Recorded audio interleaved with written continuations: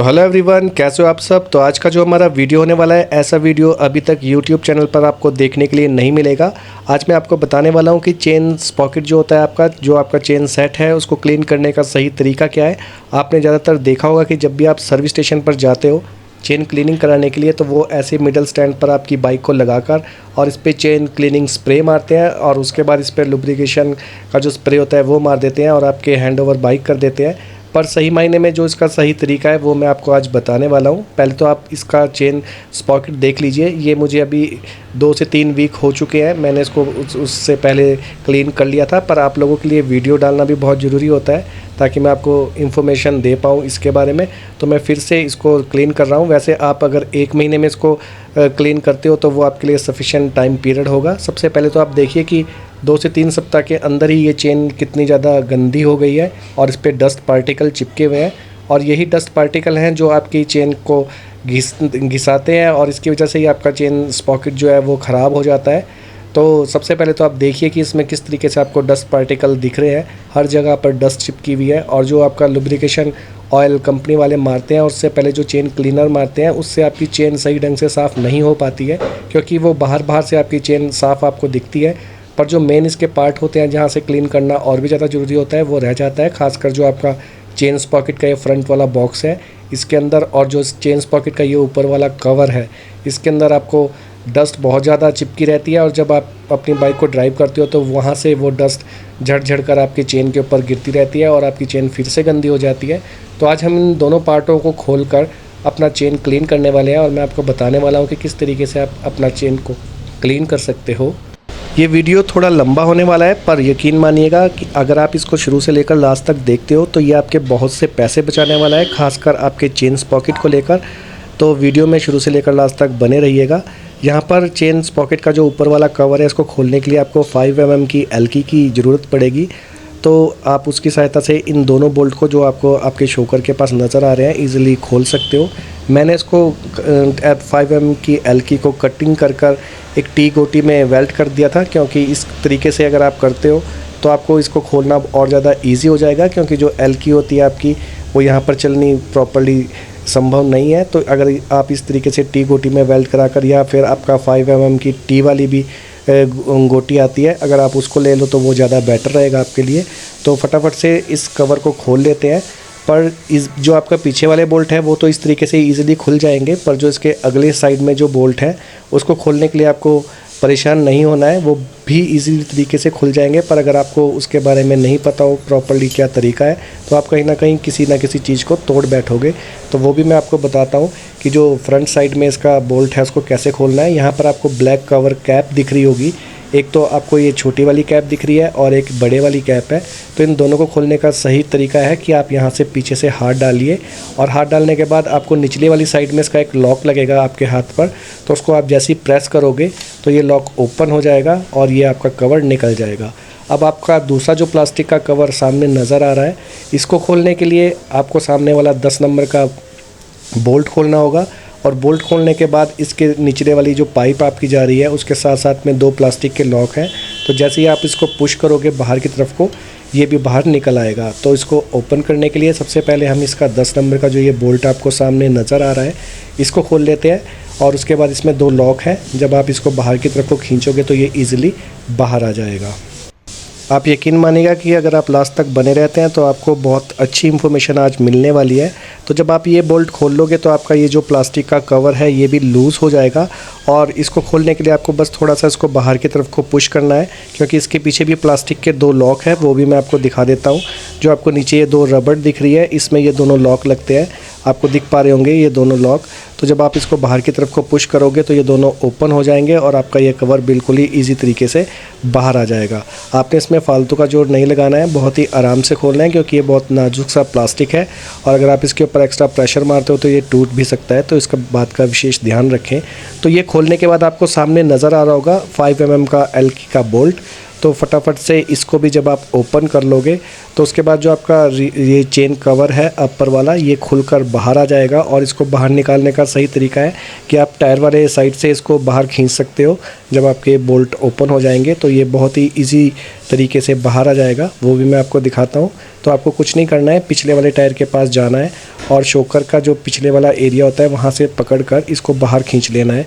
और जब आप इसको बाहर खींचोगे तो बहुत ही इजी वे में ये बाहर आ जाएगा। तो मैं आपको दिखाता हूँ कि मैं आपको क्यों बोल रहा था कि आपको इस तरीके से अपनी बाइक का चेन क्लीन करना चाहिए। तो सबसे पहले आप देखिए कि जो ये चेन कवर है ये अंदर से कितना गंदा होता है। ये तो मैंने अभी 2 से 3 वीक पहले ही इसको साफ़ किया था, पर जब आप अपनी बाइक का ये खोलोगे तो आपको देखने के लिए मिलेगा यहाँ पे बहुत ज़्यादा मिट्टी चिपक जाती है। और वो लेयर के ऊपर लेयर जब उसकी जमती रहती है तो वो इतनी ज़्यादा उठ जाती है कि वो आपके चेन सेट के साथ हमेशा ही टच रहती है। और इसको खोलने के बाद जब आप देखोगे तो आप देख पा रहे होंगे अगर, तो आपका डस्ट कितना ज़्यादा है इसमें। और ये तो अभी मैंने 2 से 3 वीक पहले साफ़ किया था, उसके बावजूद भी इसमें इतना ज़्यादा डस्ट आ चुका है। तो जब आप अपनी चेन सेट को खोलोगे तो आपको वहाँ पर देखने के लिए मिलेगा कि एक्चुअली मैं आपसे क्यों बोल रहा हूँ कि इस तरीके से आपको अपना चेन क्लीन करना चाहिए।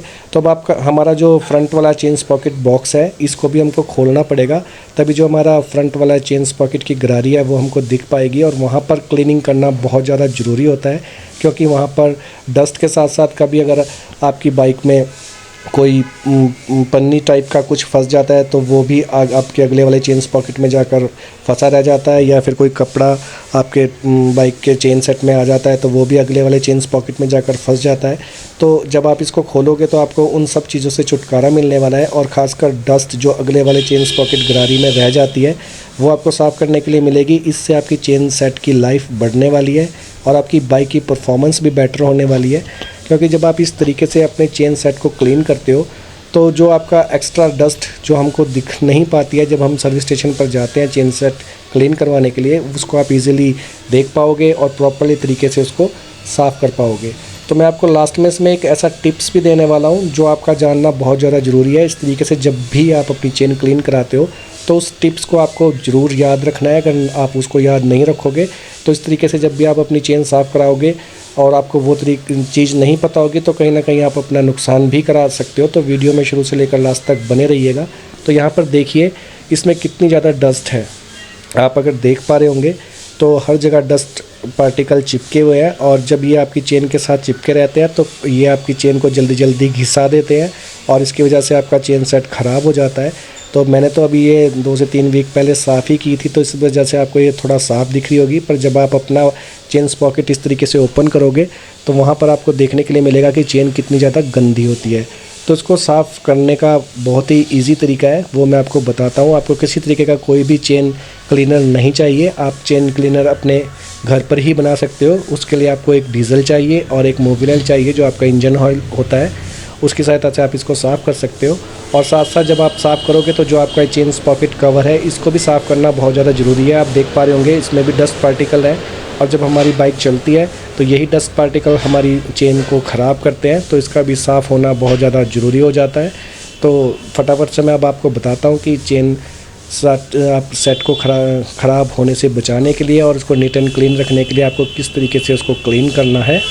तो यहाँ पर आपको कुछ नहीं करना है, एक आपको ब्रश चाहिए। वैसे अमूमन मैंने देखा है कि जो पेंट करने वाले ब्रश होते हैं लोग उसको यूज़ करते हैं, पर उसके बाल इतने ज़्यादा कमज़ोर होते हैं कि वो टूटकर हमारे चेन पॉकेट में ही चिपक जाते हैं। तो इसलिए मैंने जो डाई करने वाला ब्रश होता है यहाँ पर वो लिया है। इसका जो ब्रशेज़ के बाल हैं वो बहुत ही हार्ड होते हैं और वो जल्दी से टूटते नहीं हैं। तो सबसे पहले हमको थोड़ा डीजल लेना है, एक खुले बर्तन में इस तरीके के टब में या फिर किसी भी और चीज़ में जो खुला हो उसमें आप इस तरीके से थोड़ा सा डीजल डालिए। और इसके बाद आपको एक इसमें चीज़ मिलानी होगी जिसको हम मोबिल बोलते हैं या इंजन ऑयल भी कहते हैं। उसका एक बड़ा ढक्कन या 1.5 ढक्कन आप इसमें मोबिल मिला सकते हो। ये मिलाना ज़रूरी इसलिए है क्योंकि जो आपके रबड़ पार्ट्स होते हैं अगर उसमें मोबिल के साथ जो आपका मिक्स करा हुआ डीजल होता है वो लगता है तो वो किसी भी तरीके से कोई भी हानि नहीं पहुंचाता है। और अगर आप डायरेक्ट इसमें डीजल मार देते हो तो कहीं ना कहीं आपके पेंट को, आपके रबड़ पार्ट्स को या फिर जो वायर गई हुई है आपका जो जहाँ पर आपने फ्रंट वाला चेन पॉकेट का कवर खोला है उसको ख़राब कर देता है। तो इसमें मोबिल मिलाना आप बिल्कुल भी कभी भी मत भूलिए, इसमें मोबिल मिलाना ज़रूरी है ताकि आपके जो अदर्स पार्ट्स हैं उनकी लाइफ भी बनी रहे। तो इस तरीके से मिलाने के बाद आपको अपना जो चेन स्प्रॉकेट है उसको अच्छे ढंग से ब्रश की और डीजल और में मिला हुआ जो आपका मोबिल ऑयल है उसकी सहायता से अच्छे ढंग से इसको क्लीन करना है। तो यहाँ पर आपको जितना ओपन एरिया नज़र आ रहा है आपका चेन का, उसको सबको आपको क्लीन करना है और ये ध्यान रखना है कि कोई भी पार्ट आपका ना छूटे। फिर चाहे वो आपका चैसी फ्रेम हो या इसमें जहाँ पर मैं साफ़ कर रहा हूँ यहाँ पर रबड़ गैपर लगा होता है एक आपका, ताकि आपका जो चेन है वो ढीला होने के बाद आपकी चैसी फ्रेम के साथ टच ना हो, तो उसको भी आपको अच्छे ढंग से साफ़ करना है। फ्रंट पॉकेट की गरारी फ्रंट वाली, इसको भी आपको अच्छे ढंग से साफ़ करना है। जो भी आपको पार्ट दिखता है उसको बढ़िया तरीके से डीजल मारकर क्लीन करना है। ये नहीं सोचना है आपने कि आपका डीजल आपके इंजन पे लग रहा है, आपके स्टैंड पर जा रहा है। जहाँ पर भी आपका डीजल जा रहा है इसको जाने दीजिए। इसके बाद हम इसका वाटर वॉश भी करेंगे, तो जितना भी डीजल आपका गया हुआ होगा वो सारा का सारा क्लीन हो जाएगा। तो बेझिझक होकर आप इस पर अच्छे ढंग से डीजल मार सकते हो। और आप भी इसी तरीके से जो डाई करने वाला ब्रश होता है उसको लीजिए, क्योंकि जो आपका पेंट करने वाला ब्रश होता है उसके जो बाल होते हैं वो बहुत ही ज़्यादा नाजुक होते हैं, और जब आप किसी हार्ड सरफेस पर उसको चलाते हो तो वो टूट जाते हैं, और टूटने की वजह से वो आपके चेन स्प्रॉकेट में ही फंसे रह जाते हैं।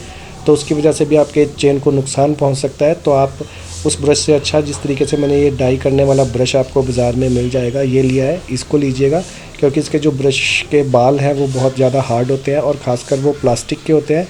तो उससे आप जब भी इस तरीके से अपनी बाइक को क्लीन करोगे तो किसी तरीक़े का आपको नुकसान का सामना नहीं करना पड़ेगा। और आपको ये भी ध्यान रखना है कि आपको जल्दी जल्दी इस तरीके से अपना चेन सेट क्लीन नहीं करवाना है। कम से कम 2 से 3 वीक के बाद ही आप अपने चेन को इस तरीके से ओपन करा कर साफ़ करवाएं, क्योंकि ये मेजर क्लीनिंग होती है, ये बार बार नहीं होती है और ये कॉस्टली भी होती है। तो इसको आप वीक में 2 से 3 वीक बाद ही करवाओगे तो वो ज़्यादा बेटर रहेगा। और यकीन मानिए कि अगर आप इस तरीके से अपने चेन सेट को क्लीन करवाते हो तो उसकी लाइफ भी बढ़ने वाली है, और साथ साथ आपकी बाइक की जो परफॉर्मेंस है वो भी और ज़्यादा बेटर होने वाली है। क्योंकि जो डस्ट पार्टिकल होते हैं उसकी वजह से हमारे जो चेन के टीथ होते हैं वो ख़राब हो जाते हैं, हमारा चेन सेट ख़राब हो जाता है, और कहीं ना कहीं हमारी बाइक की परफॉर्मेंस भी पुअर होती है। और जब हमारी बाइक में ये डस्ट पार्टिकल ज़्यादा चिपक जाते हैं तो हमारा जो चेन सेट है वो आवाज़ करने लगता है, तो वो भी कहीं ना कहीं इरिटेटिंग होता है। आपको ड्राइव करते हुए मज़ा नहीं आता है, एक अजीब सी आवाज़ चक चक चक चक चक चक करके आपको आती ही रहती है, तो वो भी आपको डिस्टर्ब करती है। तो अगर आप अपनी बाइक से प्यार करते हो और चाहते हो कि आपकी बाइक सालों साल न्यू ब्रांड बनी रहे और उसमें किसी भी तरीके की कोई प्रॉब्लम ना आए, और जब भी आप उसको चलाएं तो चलाने में आपको मज़ा आए, तो इस तरीके से आप अपना चेन सेट 2 से 3 वीक में ज़रूरी ही साफ़ करवाइए। फिर कोई सा भी मौसम हो, चाहे वो गर्मियों का हो या सर्दियों का या फिर बरसातों का। और चेन पॉकेट का जो फ्रंट वाला कवर है उसको भी क्लीन करना बहुत ज़्यादा ज़रूरी है। तो इस तरीके से इसमें भी अच्छे ढंग से आप डीजल मारकर इसको साफ़ कीजिए। और इसमें डीजल मारने से आपके क्रोम को किसी भी तरीके का कोई भी नुकसान नहीं होने वाला है। तो बेझिझक होकर आप इस पर अच्छे ढंग से डीजल की सहायता से इसको क्लीन कर सकते हो। तो सब जगह डीजल मारने के बाद अब एक मेन जगह रह जाती है, वो भी मैं आपको दिखाता हूँ कि वहाँ पर आपको डीजल मारना क्यों ज़रूरी हो जाता है।